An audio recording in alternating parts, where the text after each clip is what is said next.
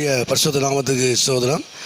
இன்றைய தினத்துக்கான தேவனுடைய வார்த்தையானது 121ஆம் சங்கீதத்திலே அந்த 2வது வசனத்தை நான் பார்க்கும் பொழுது, அதாவது கர்த்தரிடத்திலிருந்து எனக்கு ஒத்தாசை வரும் என்று சொல்லி பார்க்கிறோம். அதாவது தேவனிடத்திலிருந்து எனக்கு ஒத்தாசை வரும், வானத்தையும் பூமியும் உண்டாக்கின கர்த்தரிடத்திலிருந்து எனக்கு ஒத்தாசை வரும். உண்மையாகவே இந்த நாட்களிலே எல்லாமே தேவனிடத்திலிருந்து வரக்கூடிய காரியங்கள்.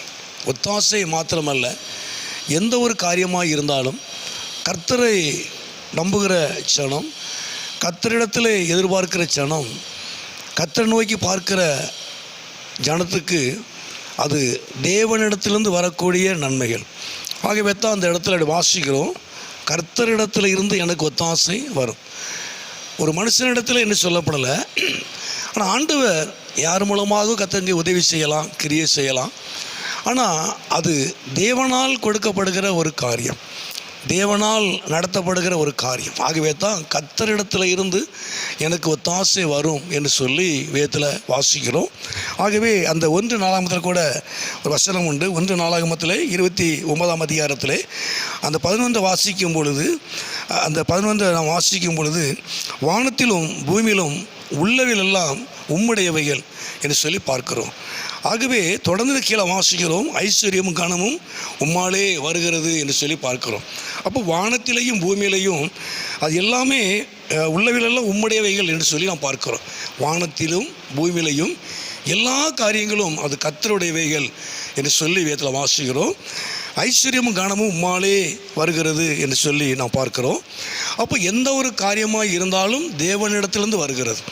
அப்போ பூமியிலையும் வானத்திலையும் உள்ளவைகள் எல்லாமே அது கர்த்தருடையது, பூமியும் அது நிறைவும் கர்த்தருடையது.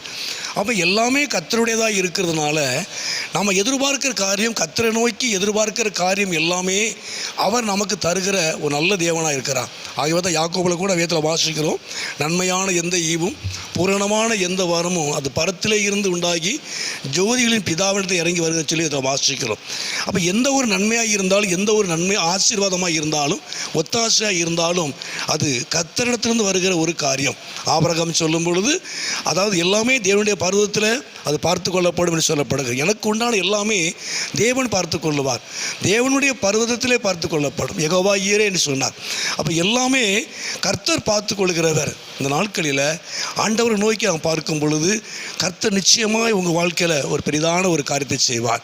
கர்த்தரிடத்திலிருந்து எனக்கு ஒத்தாசை வரும், கர்த்தரிடத்திலிருந்து எனக்கு நன்மை வரும், கர்த்தரிடத்திலிருந்து எனக்கு கனம் வரும், கர்த்தரிடத்தில் எனக்கு மகிமை வரும், ஐஸ்வர்யம் வரும்.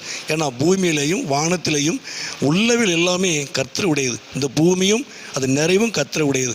ஆகவே இந்த நாட்களில் அவரை நோக்கி இந்த நாட்களை பார்க்கும் பொழுது தேவன் உங்களுக்கு உதவி செய்வார். நாமத்து மகிமை உண்டாவதாக.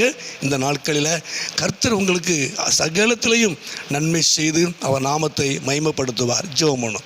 எங்களை அதிகமாக நேசிக்கிற நல்ல பிதாவே, அருமையான ஆண்டவரே, இந்த நேரத்துக்கு ஸ்தோத்திரம். கர்த்தரிடத்தில் எனக்கு ஒத்தாசை வரும் என்று சொல்லி நாங்கள் பார்க்கிறோம்.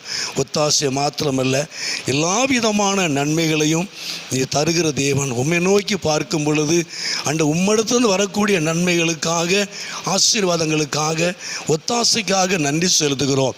இந்த சத்தத்தை கேட்டுக்கொண்டுகிற அருமையான இந்த பிள்ளைகளை, குடும்பங்களை கர்த்தர் ஆசீர்வதியும், இப்படி நாமத்தை மகிமைப்படுத்தும். நீர் மகிமையான காரியங்களை செய்யும். இயேசுவின் நாமத்தில் ஜெபிக்கிறோம் நல்ல பிதாவே. ஆமேன், ஆமேன்.